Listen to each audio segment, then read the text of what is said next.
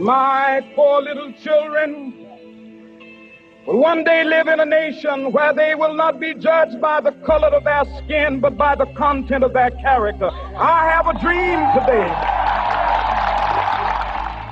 I'm Doc Jackson, and I am so glad that so many people have taken the time out to be here at our annual walk. Wow, I can't believe it's been 30 years since we did our first walk here in Bastrop, and it has just grown tremendously over the years. And so I thank all of you for being here, because this walk is very important to Bastrop County. It brings the county together, people of all races, all nationalities, all creeds and colors, and it's something that Dr. King would have wanted to happen, and I'm glad that we're able to do that in Bastrop County. It's just been great to have this evolve over the years as we've gotten more and more students involved, and senior citizens and others. And now we're offering scholarships. So I would hope that we can continue to do that, so that we can cultivate and we can get our future leaders the education they need to lead us into the future.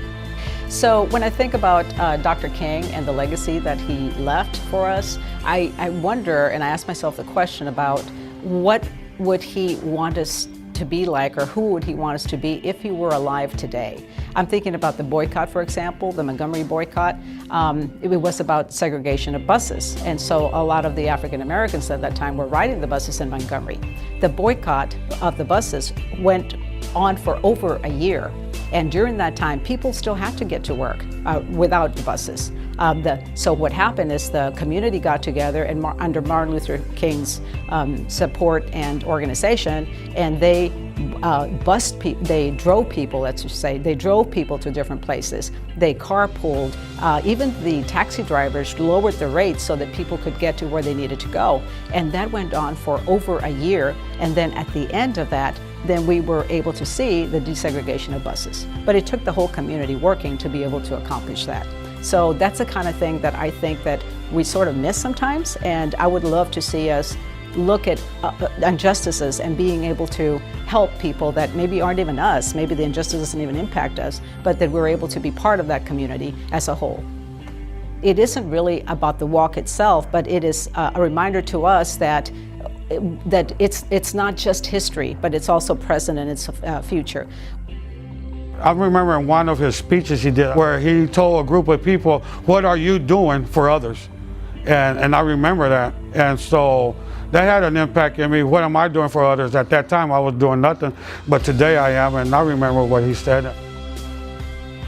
When Martin Luther King began to really and truly introduce the idea of nonviolence and civil rights, it was, can it happen? Can it really happen? Martin Luther King was about, you have a responsibility to do something. We were taught that we had to be better. We had to read better, we had to understand better, we had to articulate, and we had to serve. So it was like, okay, here it is, this is what we need to do, but this is the part that you have to play, and it's a major part. And when you get yours, you're going to have to reach back and get somebody else. I think the major lesson that I took away from his life was there is a responsibility in this life, and it's not just to yourself, but it's to a whole group of people. I think that it is awesome that we're still doing the walk and we're still observing the third Monday in January, but I think anytime there is a legacy left, there is a responsibility on all of us to do more than observe the third Monday in the case of Dr. King. I mean, we need to be doing what he said. We need to be getting out, finding ways that we can serve one another, to volunteer, to go to those people that are still struggling, and see how we can lend a hand so that we can all have, you know, a seat at the table, if you want to put it that way. It sounds kind of, you know, ideological, but it does work. When we get to know people, and not the, as I say at church sometimes, not the tribe that you belong to. We can put away being African American or white or male or female, old or young. We can put that away and just see the person and begin to deal with the people. I think the legacy to Dr. King would be able to move forward where we could talk to one another, and the problems that we're having in this country right now, we could solve some of them by getting to know the person that God created. I think the thing that I would remember is the fact that I call my other mother-in-law to be Bastropians, as my cousin would say, remember Jill Hodges, and she was very, very active in the movement back in the 60s and 70s, and she was in Springfield, Massachusetts. She came back home and she had all of these ideas of how black people should be working, how they really should be doing the legacy of Dr. King, and we felt like, you know, who are you to tell us? You haven't been here in a while. And so people were very cautious with her. And I never will forget, she said to me, she said, baby, if you want to do what you're supposed to do under what God wants you to do, you're gonna have to lay aside what people are saying and hear what they're feeling and try to serve in spite of. And so I've been in a lot of places in my life, a lot of committees and working with a lot of entities in Bastrop where some people didn't understand why I was at the table.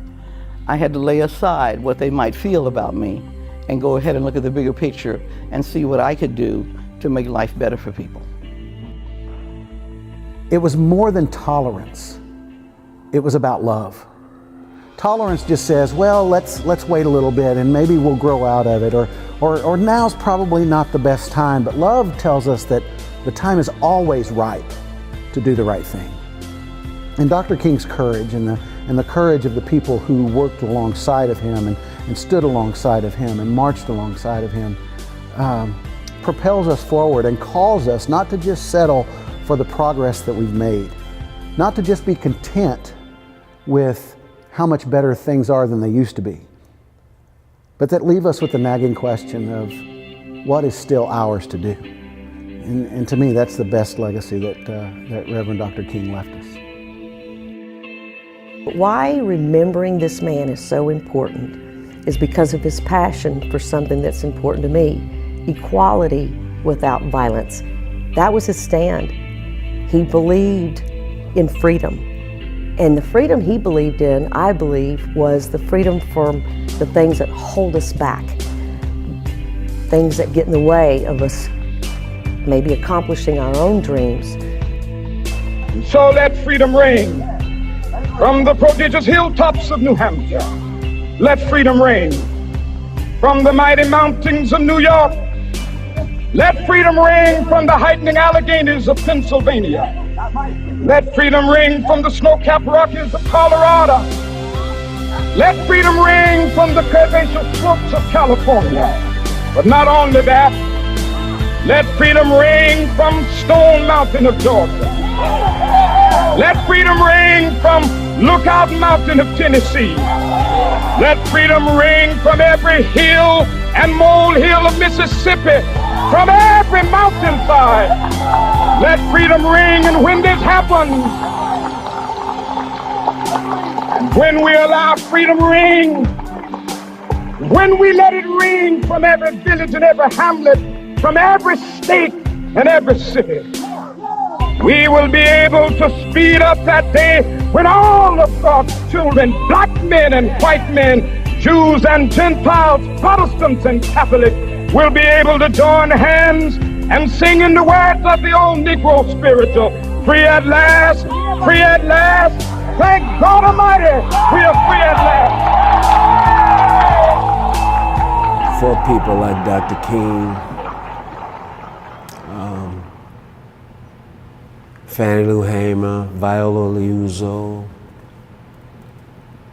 the people who have discovered the true elixir of life, and that is the service of others, to be in the service of others.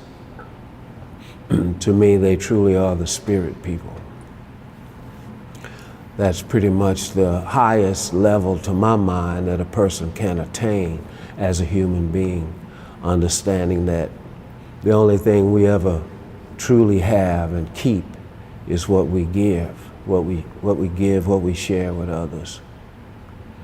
That you can't wrap in a box, that no thief can steal. It's not like the stock market, it goes up, it comes down. It's a human constant that to care whether or not another human being lives or dies, and care about how they live. For me, that's the legacy of Dr. King. But Dr. King is certainly a very, very special case when it comes to one who serves and one who paid the ultimate price to serve. He realized he could not get out of what he had become. The movement, he had become the movement. So there was no escape. There's no way out. Initially, it wasn't his plan to become the civil rights movement. The initial plan was to fight for racial equality in the courts, which leads to the profundity of the act of Mrs. Rosa Parks, who said no. And the moment she said no, the struggle for racial equality moved from the courts to the streets.